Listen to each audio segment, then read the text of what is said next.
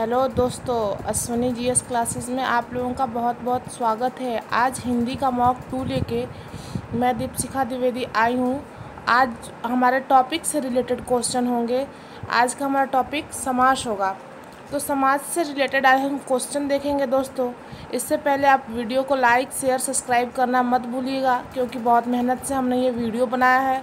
जितने भी आज के हमारे क्वेश्चंस होंगे सारे प्रीवियस ईयर एग्ज़ामिनेशन के क्वेश्चन का सेट्स हमने बनाया है। लगभग बहुत सारे एग्ज़ाम जिसमें हिंदी आता है, हिंदी सब्जेक्ट आता है, उसमें से हमने चुन चुन के इस पूरे सेट में 20-25 क्वेश्चनों का सेट में लाने का कोशिश किया है। बहुत ही मेहनत से हमने वीडियो बनाया है, तो प्लीज़ आप लोग लाइक शेयर सब्सक्राइब करना मत भूलिएगा। तो चलिए आज हम अपना टॉपिक स्टार्ट करते हैं। आज का हमारा टॉपिक जैसे आप देख रहे होंगे समास है। तो समास का अर्थ क्या होता है? समास का अर्थ संक्षिप्तीकरण होता है। समास का अर्थ क्या होता है? संक्षिप्तीकरण। किसी बड़े एक वाक्य को एक छोटे से शब्द में बदलना, उसको संक्षिप्त कर देना। किसी विस्तृत शब्द को, किसी विस्तृत शब्द लाइन को एक छोटे वर्ड में समावेशित कर देना, संक्षिप्त कर देना समास कहलाता है।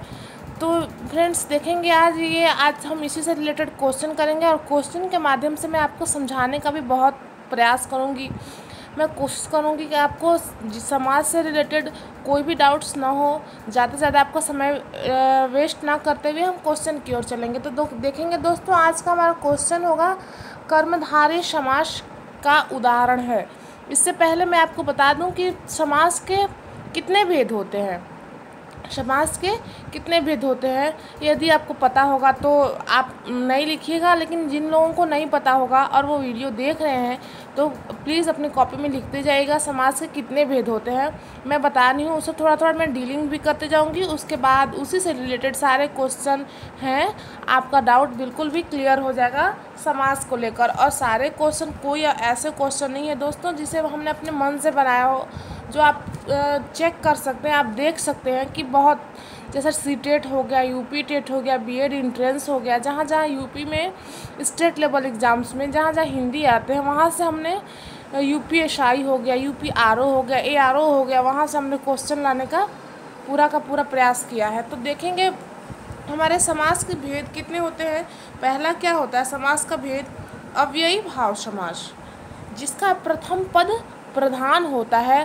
प्रथम पद मतलब जिस समास का विग्रह करने पर सब प्रथम पद, विग्रह करने में 2 पद होते हैं, तो एक जो पहले विग्रह किए जो प्रथम पद हुआ वो प्रधान होता है। जिसका प्रथम पद या पूर्व पद प्रधान होता है वो अव्ययी भाव समास कहलाते हैं। प्रायः अव्ययी भाव समास का जो शुरुआत का अक्षर होता है वो होता है अनु, आ, भर, यथा, प्रति, हर, यावत इत्यादि शब्दों से आरंभ होता है। एक बार आप फिर से सुन लेंगे। अनु, आ, भर, यथा, यावत, प्रति से आरंभ होते हैं। अब एग्जाम्पल से मैं आपको कुछ एग्जाम्पल दूंगी जिससे आप बिल्कुल भी श्योर हो जाएंगे कि अव्ययी भाव समास क्या होता है। सबसे पहले अव्ययी भाव समास क्या होता है, ये अगर कोई आपसे पूछे तो आपका दिमाग में आना चाहिए कि जिसका प्रथम पद प्रधान होता है, जिसकी प्रथम पद की विशेष प्रधानता होती है। जैसे राजपुत्र, राजा का पुत्र, इसका हम संधि विच्छेद करेंगे तो आएगा राजा का पुत्र, तो राजपुत्र हो गया। अगर हम लिखते हैं राजपुत्री तो क्या राजा में कोई परिवर्तन आया? लेकिन अर्थ में परिवर्तन आ गया। जिसमें प्रथम पद में परिवर्तन किए बिना द्वितीय पद में अगर हम परिवर्तन करते हैं और उससे अर्थ में परिवर्तन आ जाए तो वहाँ प्रथम पद की प्रधानता होती है। जहाँ प्रथम पद में बिना परिवर्तन किए उस शब्द के अर्थ में परिवर्तन आ जाए। जैसे राजा का पुत्र, तो राजा का पुत्र यानी कि राजा का बेटा होगा, राजा का लड़का होगा, लेकिन राजपुत्र हो गया। अब राजा की पुत्री राजपुत्री, तो राजा तो रहा ही ना, तो प्रथम पद हमारा राजा होगा, तो राजा तो सेम का सेम राजा ही है, लेकिन पुत्र की जगह पे पुत्री हो गया, अर्थात अर्थ में परिवर्तन हो गया। राजपुत्री का तात्पर्य राजा की बेटी से हो गया, पहले राजपुत्र का तात्पर्य था राजा के बेटे से। तो ये हो गया अव्ययी भाव समास। और इसमें हम कुछ क्वेश्चन देखेंगे, जैसे दिनों दिन ऐसा बोलते हैं ना, दिनों दिन उसकी तरक्की हो रही है। तो दिनों दिन में कौन सा समास है?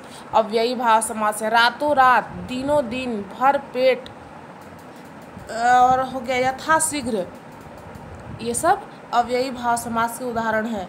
बेशक, आमरण, ये बेशक जो होता है ना फ्रेंड्स, इसमें बहुत सारे बच्चे डाउट करते हैं कि बेशक कौन सा समास है। तो इसका हम विग्रह करके देखेंगे। अगर जहाँ भी आपको थोड़ा सा डाउट होने लगे, हमें नहीं आ रहा है, हम फंस रहे हैं क्वेश्चन में, तो उसको तुरंत विग्रह करके देखिए और देखिए कि इसके प्रथम पद की प्रधानता है। अगर हम द्वितीय पद में कुछ परिवर्तन करते तो क्या इसके अर्थ में परिवर्तन होता है? अगर ऐसा होगा तो वो अव्ययी भाव समास होगा। तो बेशक मतलब बिना शक के, तो बेशक में भी प्रथम पद की प्रधानता, अगर बे को हटा दे, ओनली शक रहे, केवल शक रहे, तो शक बेशक मतलब उसका कोई डाउट नहीं है। अगर शक है तो यानी कि उस पर डाउट है। इसी तरीके से खूबसूरत, अकारण, निर्विवेद, अतिशीघ्र, अतिशीघ्र हो गया। ये सब हमारे उदाहरण हैं अव्ययी भाव के। आजन्म, आजीवन, प्रत्येक घर, प्रतिदिन, ये सब अव्ययी भाव समास के उदाहरण है दोस्तों। तो आगे हम देखेंगे अव्ययी भाव समास के भेद बता रहे थे आपको। इसमें अव्ययी भाव समास पहला होता है, दूसरा होता है तत्पुरुष समास। तत्पुरुष समास में अव्ययी भाव में याद रखिएगा प्रथम पद की प्रधानता होती है, जबकि तत्पुरुष समास में द्वितीय पद की प्रधानता होती है दोस्तों। तो देखेंगे हमारा ये 2-4 क्वेश्चन और कर लेते हैं, उसके बाद हम तत्पुरुष समास के बारे में समझेंगे। तो हमारा क्या है, स्क्रीन पे क्वेश्चन है, कर्मधारय समास का उदाहरण है। ये तो मैंने आपको बताया नहीं है, लेकिन यदि आप पहले से पढ़े होंगे तो आप बताएं कि इस कर्मधारय समास का क्या उदाहरण है। तो हमें समास का ये पता करने से पहले कि समास का कौन सा भेद है, इसका विग्रह करना बहुत ज़रूरी है। तो पहला ऑप्शन है गगनचुंबी, अर्थात गगन को चुंबने वाला, जो गगन को चूमता हो, जो गगन को छूता हो, वो हो गया गगनचुंबी। तो इसमें कौन सा समास है दोस्तों? ये देखेंगे कि गगनचुंबी में कौन सा समास है, गगन को चूमने वाला।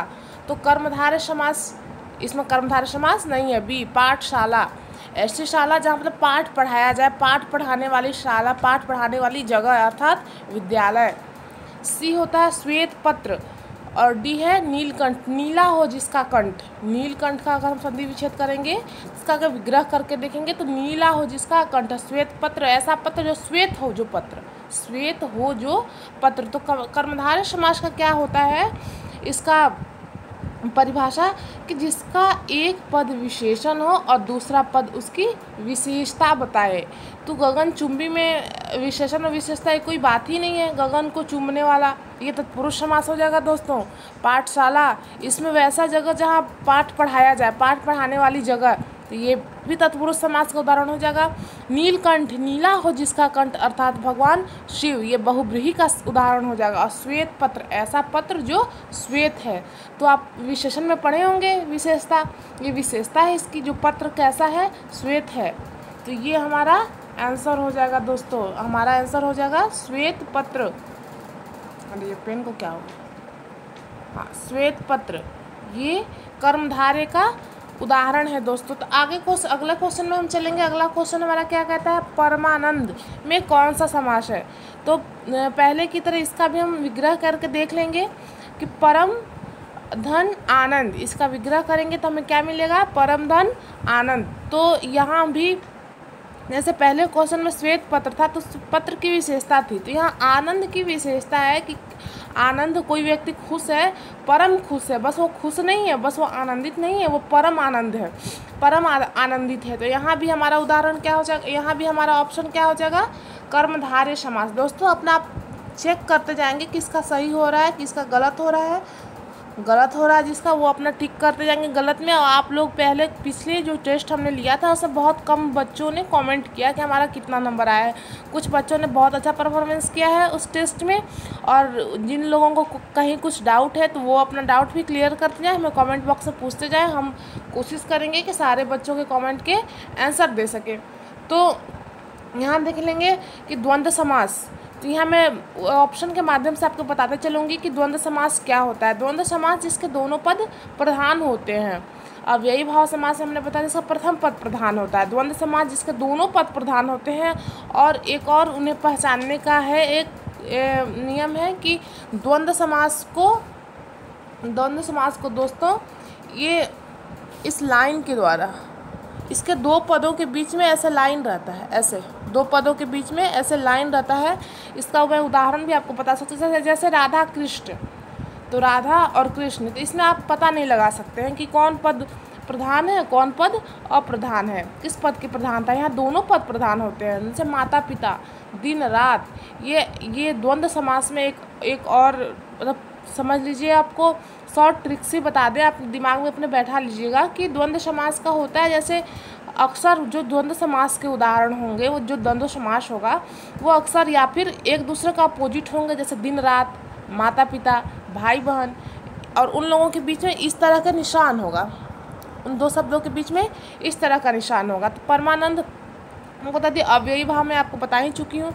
और ये बहुब्रीहि समास, किसी वो इसमें दोनों पद अप्रधान, द्वंद्व समास में दोनों पद प्रधान होते हैं, कंफ्यूज नहीं होना है फ्रेंड्स। बहुब्रीहि समास में दोनों पद अप्रधान होते हैं, किसी थर्ड व्यक्ति के बारे में इंगित करते हैं, ये अक्सर योगरूढ़ शब्द भी होते हैं। तो आगे हम अपना क्वेश्चन देखेंगे फ्रेंड्स, किस समास में दोनों पद, देखिए मैंने क्वेश्चन का आंसर तो बता ही दिया, किस समास में दोनों पद प्रधान होते हैं, मैंने अभी बताया दोस्तों, ये क्वेश्चन हमने देखा नहीं, अब आपको बता दिया समझाने के तौर पे, लेकिन इसमें तब भी आप अपना आंसर देंगे। किस पद में दोनों पद प्रधान होते हैं, तो वो द्वंद्व समास होगा जिसमें दोनों पद प्रधान होते हैं। अभी मैंने आपको बताया, जैसे माता पिता, दिन रात, है ना, भाई बहन, राधा कृष्ण, राम सिया, इस तरह के द्वंद्व समास के ये उदाहरण होते हैं।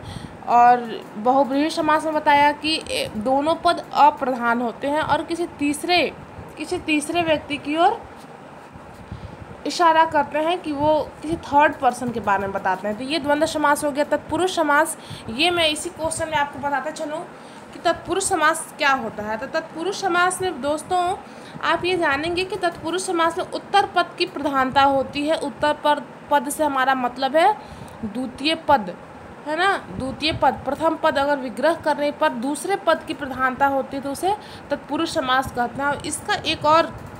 इसको पहचानने का एक और है नियम कि जिसमें कारक विभक्तियों का लोप होता है। तो कारक विभक्ति, कारक चिन्ह, तो कारक हमारे होते हैं कर्ता, कर्म, करण, संप्रदान, आपादान, संबंध, अधिकरण, संबोधन।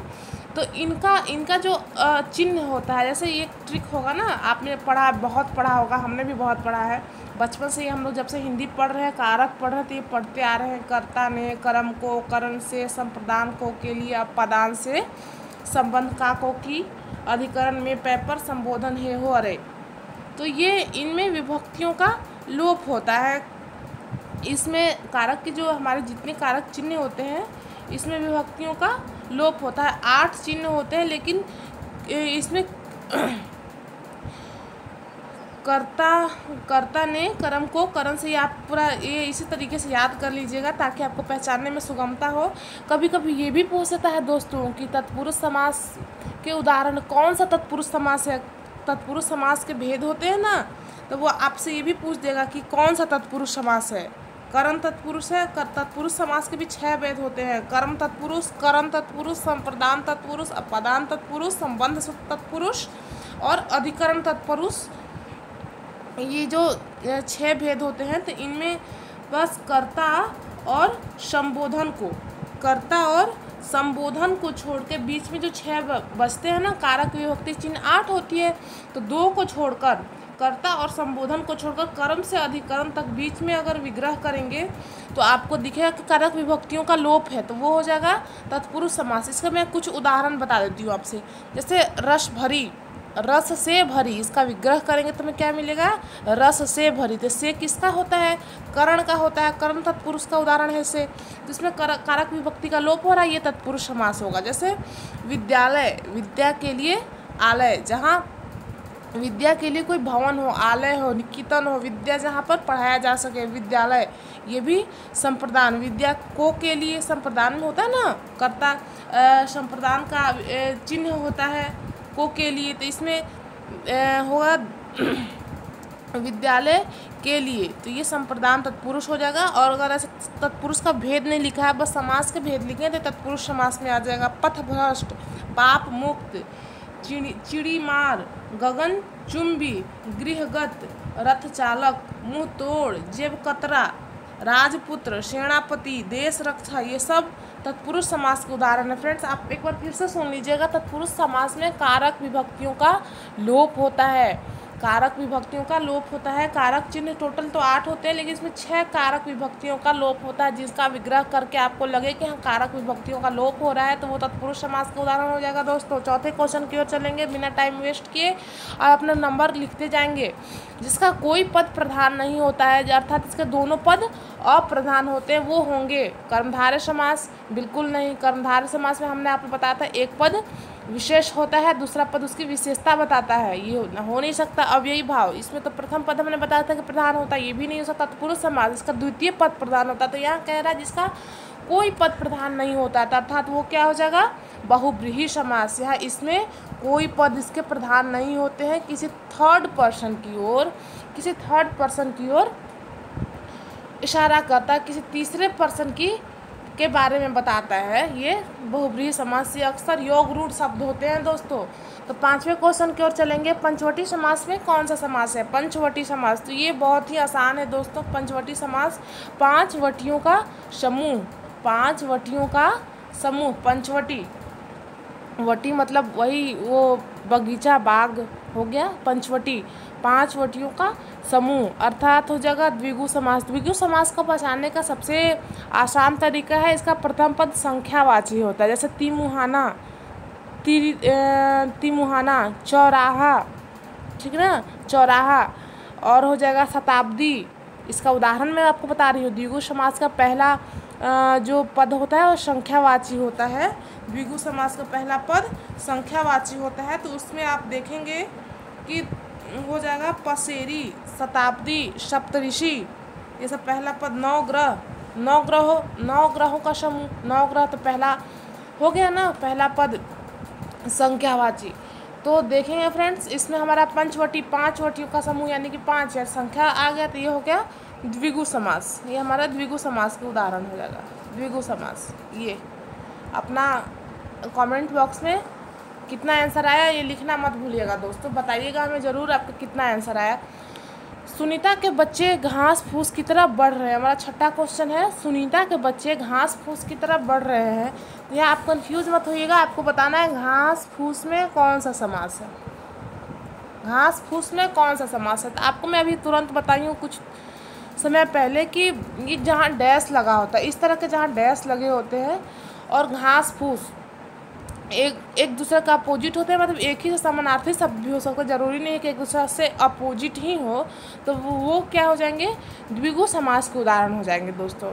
द्विगु समास यहाँ कोई पद प्रधान नहीं होता है, दोनों पद प्रधान होते हैं। जहाँ कोई एक दूसरे की विशेषता नहीं बता रहा, कोई एक पद की प्रधानता न हो। तो कर्मधारय समास में कोई विशेषता थोड़ी बता रही है कि घास फूस कैसे हैं।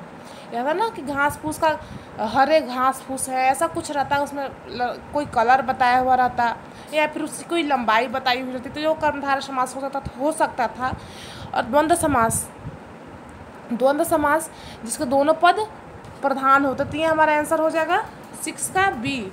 6 का आंसर हो जाएगा बी। यहाँ दोनों पद की प्रधान। द्विगु समास है, कोई संख्या तो बताई नहीं जा रही है। अव्ययी भाव या प्रथम पद की प्रधानता ऐसा तो कुछ है नहीं, तो हमारा आंसर हो जाएगा बी।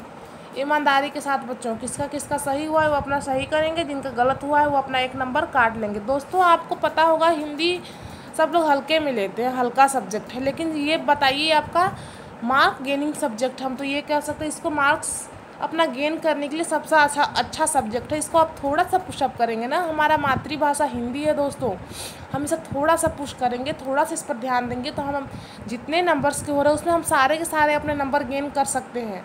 टिक आउट ही तो करना है, लिखना तो है नहीं। सारे ऑब्जेक्टिव टाइप क्वेश्चन आते हैं, तो आप सही टिक लगाएंगे तो आपके सारे के सारे क्वेश्चन मिल सकते हैं। जीएस ऐसा सब्जेक्ट है जहाँ आप कितना भी पढ़ ले, लेकिन आपको कुछ ना कुछ छूटा ही रह जाता है, लेकिन जहाँ लिमिटेशंस हैं हिंदी में लिमिटेशंस है, आप जो हमारे जो सिलेबस है उसमें पकड़ बना लीजिए, आपका एक भी क्वेश्चन गलत नहीं होगा, कोई गलत नहीं कर पाएगा क्वेश्चन, चाहे वो क्वेश्चन कहीं से आए, कॉन्सेप्ट क्लियर होना चाहिए, आपको कोई भी क्वेश्चन गलत नहीं होगा। 7वां क्वेश्चन देखेंगे फ्रेंड, ध्यान मग्न में कौन सा समास है। तो आपको मैं पहले से ही बताते आ रही हूँ कि इसका पहले हम संधि विच्छेद करके देख लेंगे, विग्रह करके देख लेंगे, उसके बाद देखेंगे कि कारक विभक्तियों का लोप हो रहा है तो आंख बंद करके तत्पुरुष समास में लगाएंगे। किसी की विशेषता बताई जा रही है तो कर्मधारय समास होगा, किसी थर्ड पर्सन के बारे में बताया जाता है बहुब्रीहि समास होगा। अब अव्ययी भाव समास, अव्ययी भाव समास कब होगा, जब जिसकी पहले पद की प्रधानता होती है। तो अव्ययी ध्यान मग्न का संधि विच्छेद करेंगे जो ध्यान में मग्न हो, जो ध्यान में मग्न हो। तो में पै पर अधिकरण समास का चिन्ह होता है ना, तो ध्यान में का यहाँ लोप है।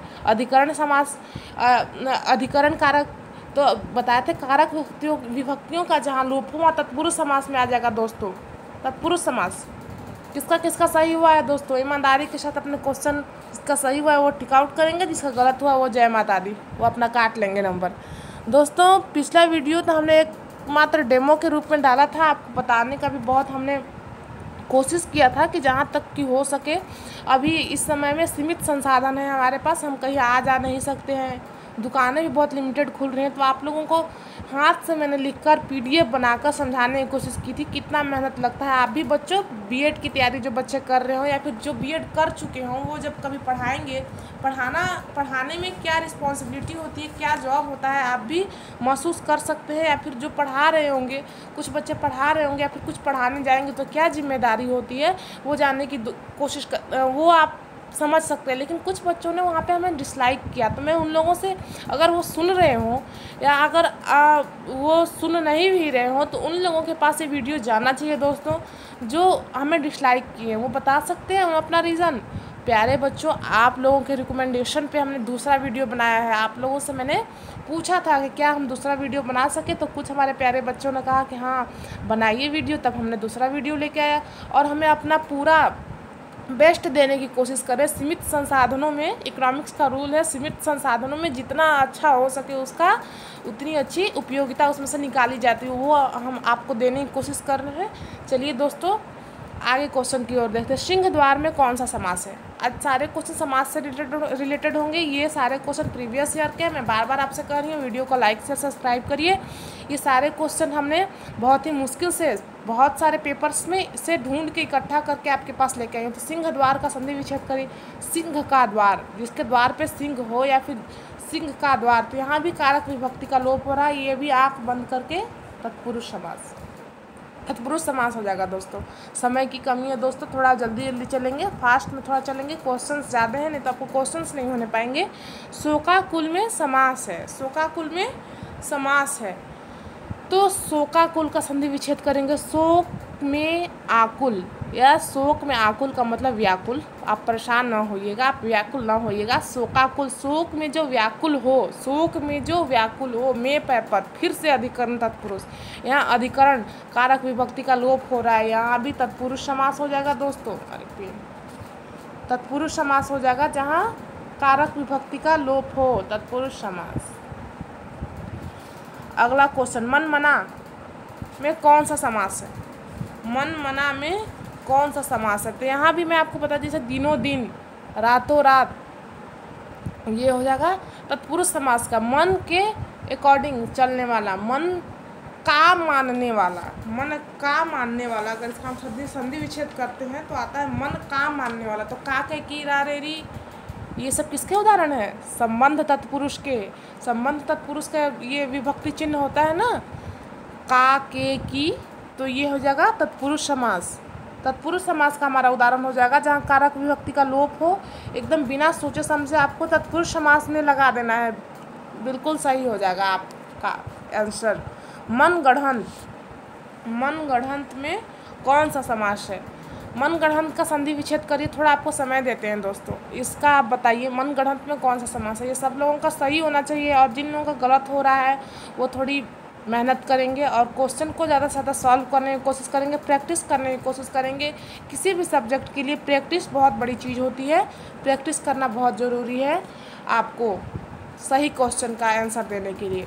मनगढ़ंत, मन से गढ़ंत या मन के द्वारा गढ़ा हुआ, मन वो ऐसे बोलते हैं ना, मन से गढ़ के बोल रहा है, तो इसके लिए एक शब्द है, मन से गढ़ के बोलना। एक पूरी लाइन के लिए एक शब्द। समास का अर्थ ही यही होता है संक्षिप्तीकरण, मैंने पहले ही बताया। तो मन गढ़ंत, मन से गढ़ंत, यहाँ भी तत्पुरुष समास हो जाएगा दोस्तों, मन से गढ़ंत, है ना, तत्पुरुष समास हो जाएगा, क्योंकि से हो जाएगा करण तत्पुरुष जो होता है। करण तत्पुरुष एक तत्पुरुष का एक भेद होता है। करण कारक विभक्ति का यहाँ लोप हो रहा है। दशानन में समास है, दशानन। तो यहाँ कुछ बच्चों को कन्फ्यूज़न होता है, दशानन में कुछ बच्चों को कन्फ्यूजन होता है। कुछ बच्चे सोचते हैं दशानन मतलब एक रावण की ओर इंगित कर रहा है, और इसका संधि विच्छेद करेंगे तो 10 धन आनन, जिसके आनन 10 हों, आनन मतलब सर, जिसके 10 सिर हों, अर्थात रावण। तो ये बहुब्रीहि भी हो सकता है और ये द्विगु भी हो सकता है। ये बहुब्रीहि भी हो सकता है और द्विगु भी हो सकता है। लेकिन दोस्तों यहाँ ऑप्शन में तो दोनों ही दिया है, ऑप्शन में तो दोनों ही दिया है, तो यहाँ हम बहुब्रीहि में टिक लगाएंगे, क्योंकि ये दशानन सबके लिए दशानन का यूज़ नहीं करते हैं, प्रयोग नहीं करते। दशानन केवल एक निश्चित इंसान, एक निश्चित व्यक्ति के लिए, रावण के लिए यूज़ किया जाता है, इसीलिए ये बहुब्रीहि समास हो जाएगा। दशानन में बहुब्रीहि समास हो जाएगा। और दशानन हम किसी के लिए प्रयोग नहीं करते, दशानन एक व्यक्ति के लिए। इसका संधि विच्छेद 10 सिर हों जिसके, या 10 सिरों वाला, अर्थात रावण, है ना, अर्थात रावण। ये बहुब्रीहि में किसी पद की प्रधानता नहीं होती, किसी थर्ड पर्सन की ओर। दशानन 10 सिर वाला तो किसी अपने में किसी कोई अर्थ की कोई विशेषता है ही नहीं, किसी थर्ड पर्सन की ओर इंगित कर रहा है, अर्थात रावण। इसका आंसर हो जाएगा बहुब्रीहि समास। 13वें क्वेश्चन की ओर चलेंगे। समास शब्द का अर्थ होता है, आपका क्वेश्चन है समास का क्या अर्थ होता है। तो ये मैंने आपको बताया है, समास का अर्थ संक्षिप्तीकरण होता है। समास का अर्थ संक्षिप्तीकरण होता है। प्रीवियस ईयर क्वेश्चन है फ्रेंड्स, आप चाहें तो चेक भी कर सकते हैं। ये सारे प्रीवियस ईयर क्वेश्चन है। आप अपना आंसर लिखते जाइएगा, कितने क्वेश्चन किसके सही हो रहे हैं। कमेंट बॉक्स में कमेंट करना नहीं भूलिएगा। अगर वीडियो यूज़फुल लगे, आपको लगे कि हमारे लिए किसी ने मेहनत किया है, तो उसकी मेहनत को सफल बनाएं और मोटिवेट करें। लाइक करें, सब्सक्राइब करें, शेयर करें। जिन्होंने चैनल को सब्सक्राइब नहीं किया वो सब्सक्राइब कर लेंगे, बेल आइकन को वो पुश कर लेंगे, ताकि उन्हें नोटिफिकेशन मिलता रहे। आ जन्म में कौन सा समास है, आ जन्म में कौन सा समास है, तो इसका संधि विच्छेद करके देखेंगे दोस्तों।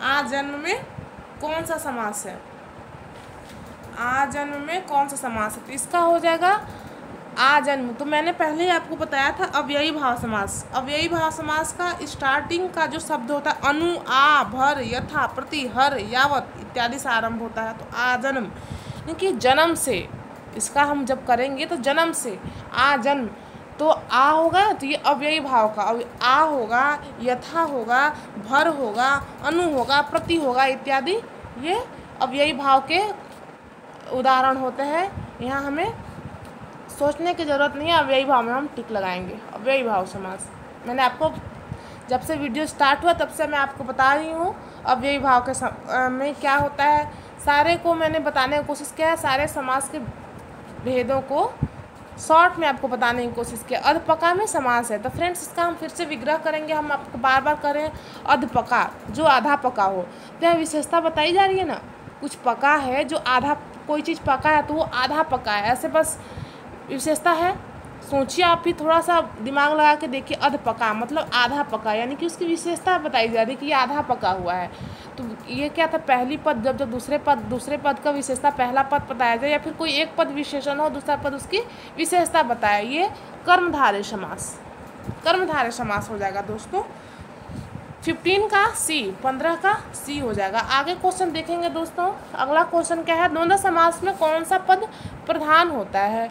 द्वंद्व समास में कौन सा पद प्रधान होता है, मैंने आपको बताया है द्वंद्व समास क्या होता है। तो आप इसका आंसर बताइएगा बिना गलती किए और बिना देर किए, फटाफट, एकदम कुछ सेकेंडों में आंसर आना चाहिए, क्योंकि कोई टफ नहीं है, बहुत ईजी है। उत्तर पद प्रधान होता है, प्रथम पद प्रधान होता है, दोनों पद अप्रधान होते हैं, दोनों पद प्रधान होते हैं। तो यहाँ देखेंगे अप्रधान जो है ये बहुब्रीहि में होता है। दोनों पद अप्रधान होते हैं, किसी थर्ड पर्सन की ओर कह रहे हैं। और दोनों पद प्रधान होते हैं द्वंद्व समास में। माता पिता, दिन रात, हैं, भाई बहन, लड़का लड़की, ये सब द्वंद्व के उदाहरण हैं। 17वां क्वेश्चन है बहुब्रीहि समास का उदाहरण है। फिर से इसका हम संधि विच्छेद करेंगे, देख लेंगे। नीली हो जो गाय, अर्थात कर्मधारय समास। गाय की विशेषता है गाय नीली हो। त्रिभुज, 3 भुजाओं वाला, संख्यावाची यानी कि द्विगु। अकाल पीड़ित, अकाल से पीड़ित, तत्पुरुष। पीताम्बर, पीला हो जिसका अंबर, अंबर मतलब वस्त्र, जो पीला वस्त्र को धारण करता हो, अर्थात श्री कृष्ण, अर्थात श्री कृष्ण। पीला वस्त्र को धारण करने वाला कौन है? श्री कृष्ण, श्री कृष्ण। तो बहुब्रीहि समास का उदाहरण श्री कृष्ण हो जाएगा। 8वां धनुर्बाण, इसका विच्छेद करेंगे, धनुष और बाण। तो ये आप बताएंगे दोस्तों, ये क्या हो जाएगा? धनुष और बाण। तो यहाँ धनुष और बाण, धनुष के बिना बाण की कोई विशेषता है? बाण के बिना धनुष की कोई विशेषता है? नहीं, यानी कि दोनों पद प्रधान है। जब दोनों पद की प्रधानता होती है, जब दोनों पद की प्रधानता होती है तो जब दोनों पद की प्रधानता होती है तो कौन सा समास हो जाएगा? आपको पता ही होगा। जब दोनों पद की प्रधानता होती है तो द्वंद्व समास, द्वंद्व समास। अब यही भाव में प्रथम पद की प्रधानता, तत्पुरुष में द्वितीय पद की प्रधानता और कारक विभक्ति का लोप। कर्मधार में एक पद विशेषण दूसरा उसकी विशेषता बताए। 19 क्वेश्चन। कर्मधारय समास का उदाहरण है चौराहा, द्विगु का, यानी कि पहला पद संख्यावाची। लंबोदर, किसी थर्ड पर्सन की ओर बता रहा है, बहुब्रीहि समास। भर पेट, पेट भर के, पेट भर के, ठीक है ना। आजीवन, आजीवन तो इसका हो गया अव्ययी भाव का, क्योंकि पहला इसका स्टार्ट आ, अनु, यथा से, यथा, ये आपको बताए थे कर्मधार अव्ययी भाव का, सॉरी माफ़ करिएगा, अव्ययी भाव का उदाहरण था भर पेट, पेट भर के, यानी कि पेट कैसा है? पेट की विशेषता बताई जा रही है कि पेट भरा हुआ है ना। तो ये पेट भरा हुआ है, तो ये भरपेट हमारा ऑप्शन फर्स्ट हो जाएगा। आगे क्वेश्चन देखेंगे अंधकूप, इसका विग्रह करेंगे तो अंधा हो जो कूप, कूप अर्थात कुआं। कूप का अर्थ होता है कुआं, और कुआं जो अंधेरा कुआं हो, विशेषता हो। कुएं की विशेषता बताई जा रही है कि नहीं दोस्तों, कि कुआं कैसा है? तो अंधेरा है। तो ये कर्मधारय समास हो जाएगा। बार बार हम आपको बता रहे हैं कि एक पद विशेषण हो, दूसरा उसकी विशेषता बताए। एक पद विशेषण हो, दूसरा उसकी विशेषता बताए, तो कर्मधारय समास, कर्मधारय समास। अरे सॉरी फ्रेंड्स, यहाँ ऑप्शन में 2 जगह हमने कर्मधारय समास लिख दिया है, तो इसको काट लेंगे, इसको काट लेंगे और यहाँ पे आप लिखेंगे द्वंद्व समास, है ना। ये ऑप्शन सेकेंड में द्वंद्व समास, द्वंद्व समास। गलती हो जाती है दोस्तों, बहुत मेहनत से हम चाहते तो बुक से लिख के भी, बुक से फ़ोटो खींच के उसका PDF भी बना के आप लोगों के सामने ला सकते थे, लेकिन वैसे करने में क्या होगा, कुछ ही इंपॉर्टेंट क्वेश्चन आपके पास आ पाएंगे, सारे तो प्रीवियस ईयर क्वेश्चन एक बुक से दे देनी है। तो आप लोगों को अच्छा हो, इसके लिए हम सोचते हैं हम ही थोड़ी मेहनत कर लें, आप लोगों को कुछ बेटर दे। तो इसे लिखकर सारे क्वेश्चनों का, सारे बुक्स, कम से कम 4-5 बुक से अच्छे अच्छे इंपॉर्टेंट क्वेश्चन जो प्रीवियस ईयर में पूछे गए हों, वो उन सबों को लिख के एक पेज में लिखकर PDF बनाकर, PDF के माध्यम से आपको एक टॉपिक को समझाने का प्रयास किया है। मैं कितना सफल हो पाई हूँ ये आपके स्कोर पर निर्भर करता है। आपका स्कोर आपका कितना होता है इस पर निर्भर करता है। और अपने कमेंट बॉक्स में ज़रूर लिखिएगा, अपने विचार को ज़रूर व्यक्त करिएगा अपने कमेंट बॉक्स में। तो 21वां क्वेश्चन है जय पराजय में कौन सा समास है? तो एकदम सिंपल है, बिल्कुल आसान है। जय और पराजय एक दूसरे के विपरीत हैं। बीच में ये डैश का निशान भी है, एक दूसरे के विपरीत में है, बीच में डैश का निशान भी है, अर्थात दोनों पद की प्रधानता है। जय भी, जय और पराजय अर्थात द्वंद्व समास। द्विगु समास संख्यावाची तो है नहीं, विशेषता तो बताई नहीं जा रही है, तब कारक विभक्ति का लोप नहीं हो रहा है। ओके, आगे देखेंगे। कृष्ण और सुदामा गुरु भाई थे, रेखांकित में समास है। तो यहाँ कृष्ण सुदामा यदि केवल रहता, कृष्ण सुदामा में कौन सा समास है? तो यहाँ हम आँख बंद करके द्वंद्व समास में टिक लगा देते, लेकिन यहाँ गुरु भाई का पूछा है दोस्तों, कृष्ण सुदामा का नहीं, रेखांकित पूछा है गुरु भाई का। गुरु भाई का क्या होगा? गुरु का भाई, गुरु के भाई या गुरु का भाई, गुरु के भाई या गुरु का भाई। तो यहाँ कारक विभक्ति का लोप हो रहा है, कारक विभक्ति का लोप हो रहा है, संबंध कारक का यहाँ लोप हो रहा है, अर्थात कारक विभक्ति का जहाँ लोप हो वहाँ तक पुरुष समास। विदाउट एनी कन्फ्यूज़न तत्पुरुष समास में हम टिक लगाएंगे, तत्पुरुष समास। आगे देखेंगे दोस्तों, आगे क्या कहता है, पाप पुण्य है। पाप पुण्य क्या है, समास बताना है और कुछ बताना नहीं है। पाप पुण्य क्या है ये तो सबको पता है, पाप पाप होता है, पुण्य पुण्य होता है। पाप पुण्य क्या है, शब्द से तो सभी लोग परिचित हैं, शब्द से तो सभी लोग परिचित हैं। द्वंद्व समास होगा, कर्मधारय होगा, द्विगु हो गया, अव्ययी भाव होगा, क्या होगा। तो यहाँ डैश आपको फिर से मैं बता रही हूँ, डैश लिखा हुआ आपको दिख ही रहा है, एक दूसरे के अपोजिट हैं ही है, बीच में डैश भी है, द्वंद्व समास का उदाहरण हो जाएगा, द्वंद्व समास का उदाहरण हो जाएगा। दोस्तों बिना किसी कन्फ्यूज़न के एकदम खुद पे कॉन्फिडेंट हो के आप लिखा करिए, आंसर को टिक लगाया करिए, गलत हो तो उसे भी आप देखा करिए, क्योंकि स्वयं अवलोकन, स्वयं मूल्यांकन से बड़ा कुछ नहीं होता है। जो अपनी कमियों को जानना सीख ले, को जो जान ले कि हमें क्या कमी है, हमारी कमी क्या है, हमारी अच्छाई क्या है, हमारा कौन सा चैप्टर वीक है, कौन सा स्ट्रॉन्ग है।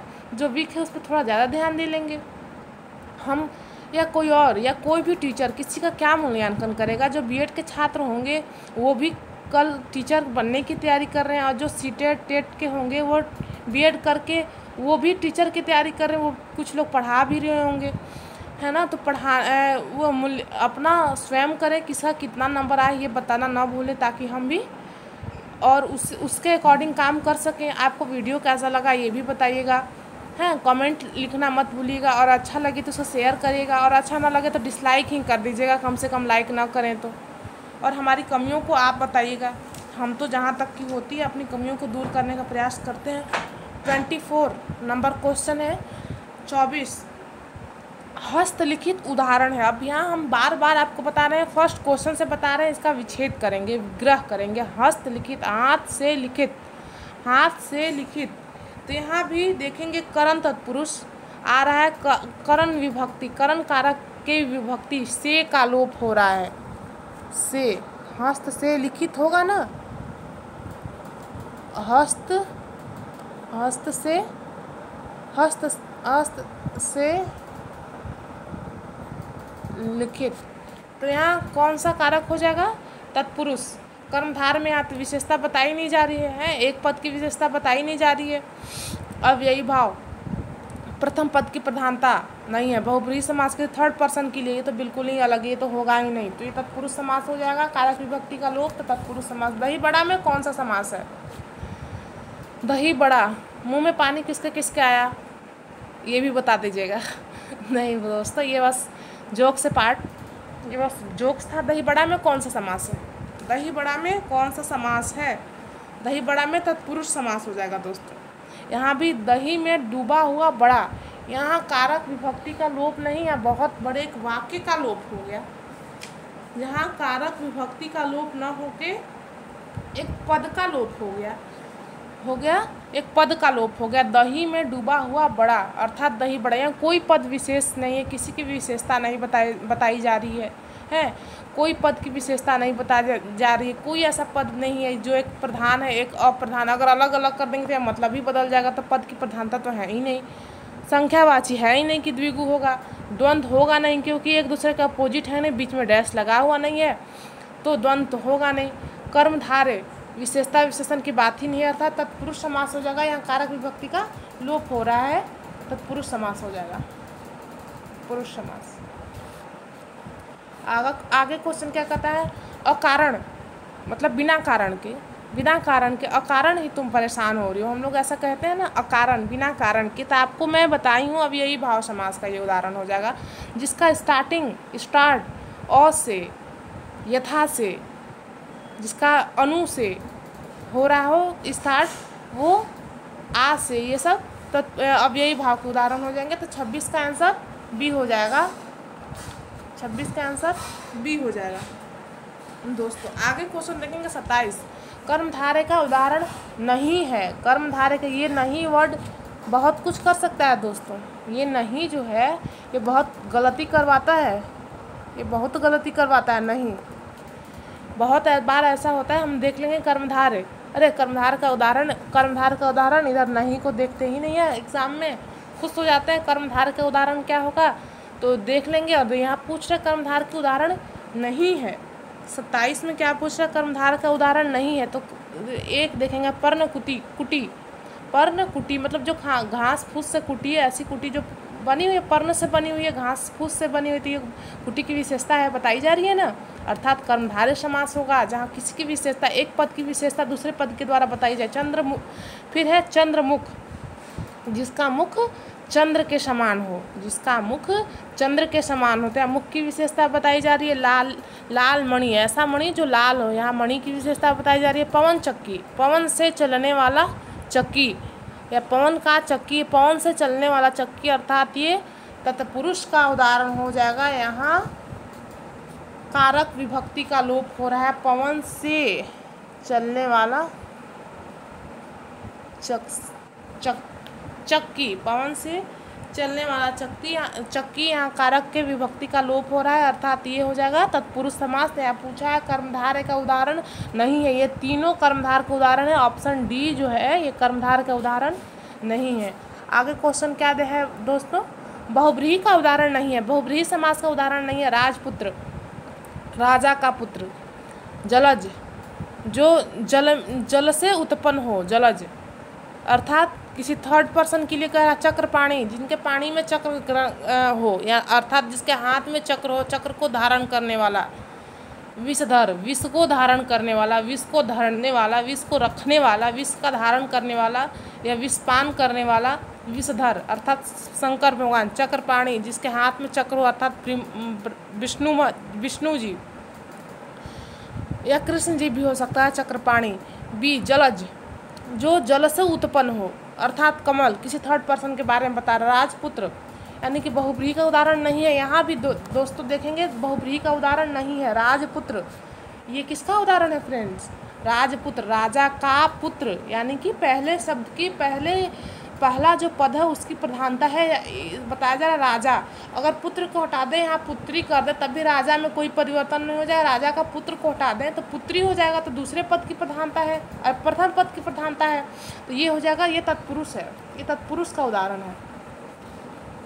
पुरुष, तत्पुरुष। राइटिंग पर मत जाइएगा फ्रेंड्स, आप हमारी आवाज़ को सुनिएगा, हम आपको बोल के बता रहे हैं बिल्कुल साफ साफ अच्छे शब्दों के माध्यम से। विषधर, विष को धारण करने वाला, ये तो बहुव्रीहि साफ साफ दिख रहा है। चक्रपाणी, चक्र को धारण करने वाला, जिसके हाथ में चक्र हो, अर्थात विष्णु जी, ये भी बहुव्रीहि किसी थर्ड पर्सन के। जलज, जो जल से उत्पन्न होता है, जलज अर्थात कमल, ये भी किसी थर्ड पर्सन। राजपुत्र, राजा का पुत्र, ये तत्पुरुष का उदाहरण है दोस्तों, उसका विग्रह करेंगे। राजपुत्र, अगर राजपुत्री होगा तो राजपुत्र, उसमें क्या होता है, बहु तत्पुरुष समास में प्रथम पद की प्रधानता होती है, तो राजा की यहाँ प्रधानता है। राजा का पुत्र, राजा की पुत्री, राजा सेम ही है। पुत्र पुत्री अगर बदल देते हैं, यदि दूसरे पद को अगर में परिवर्तन करते हैं तो प्रथम पद में कोई परिवर्तन नहीं होगा, अर्थात प्रथम पद की प्रधानता होती है बहुव्रीहि समास में। 29वां क्या कहता है, अव्ययी भाव का उदाहरण नहीं है। हलधर, इसका हम विच्छेद करेंगे। हल को धारण करने वाला, अर्थात हलधर किसे कहते हैं, बलदाऊ को, बलराम जी को, दाऊ भी जिन्हें कहते हैं, कृष्ण जी के बड़े भाई हलधर, हल को धारण करने वाला। त्रिभुवन, त्रिभुवन किसे कहते हैं, 3 भवनों का समूह भी हो सकता है त्रिभुवन, है ना, वे द्विगु समास का उदाहरण हो जाएगा। अधजला, अधजला आधा जला, मतलब आधा जला है, किसका उदाहरण हो जाएगा, पूरा नहीं, ये विशेषता, जलने की विशेषता बताई जा रही है कि आधा जला है, ये कर्मधारय हो जाएगा। ये मैं लिखते चल रही हूँ, ठीक है, ये कर्मधारय हो जाएगा, समझिएगा फ्रेंड्स, कर्मधारय ये हो गया, कर्मधारय। त्रिभुवन, द्विगु, द्विगु यथा हलधर, बहुव्रीहि, बहुव्रीहि। स्क्रीन थोड़ा छोटा है फ्रेंड्स, लिखने में बहुत मुसीबत होती है। तो यहाँ हमारा ऑप्शन क्या हो जाएगा, यहाँ हमारा ऑप्शन हो जाएगा यथाशक्ति। आपको मैं बार बार बता रही हूँ ना, अव्ययी भाव का स्टार्टिंग जो होता है यथा से, अनु से, आ से, यावत से, ये सब अव्ययी भाव के उदाहरण होते हैं दोस्तों। तो आपको पूछ रहा है अव्ययी भाव का जो उदाहरण है, या प्रति से, या अव्ययी भाव में हर दिन, हर एक, ये सब अव्ययी भाव के उदाहरण होते हैं, कोई डाउट नहीं होगा दोस्तों। तीसरा क्वेश्चन, 30 क्वेश्चन, प्रथम पद प्रधान होता है, तो आपको मैं स्टार्टिंग वीडियो से बताते आ रही हूँ, हर एक ऑप्शन में बताते आ रही हूँ प्रथम पद की प्रधानता कहाँ होती है, किस समास के किस भेद में प्रथम पद की प्रधानता होती है। अव्ययी भाव में, तत्पुरुष में, द्वंद्व में, द्विगु में। द्विगु में तो इसको हटा दीजिए, संख्यावाची होता है, दोनों पद प्रधान होते हैं, ये भी हटा दीजिए। तत्पुरुष समास, द्वितीय पद प्रधान होता है, ये भी गलत। अव्ययी भाव, प्रथम पद की प्रधानता होती है। राजपुत्र, यथाशक्ति है, हर एक दिन, प्रतिदिन, ये सब अव्ययी भाव के उदाहरण होते हैं। ये प्रथम पद की प्रधानता होती है। दूसरे पद में परिवर्तन करिए तो पहले पद में कोई उसका प्रभाव नहीं पड़ता। राजपुत्र, राजा का पुत्र, राजपुत्री, राजा में कोई परिवर्तन, दूसरे पद में परिवर्तन करते रहिए। दोस्तों, तो आज ये रहा हमारा 30 क्वेश्चन का सेट्स। आप देख रहे होंगे, आपके स्क्रीन पर चल रहा होगा 30 क्वेश्चन का पूरा सेट।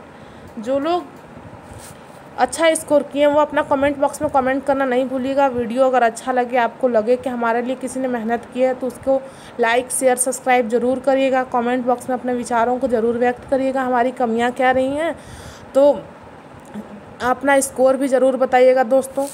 तो आज के लिए इतना ही। अगले क्लास में हम आपके पास कोई अनदर चैप्टर को लेके आएंगे, कोई और एक अच्छे से चैप्टर को हिंदी का लेके आएंगे और आपका टेस्ट कराएंगे। तो चलिए, आज के लिए इतना ही। वीडियो को लाइक से सब्सक्राइब ज़रूर करिएगा। नमस्कार दोस्तों, जय हिंद।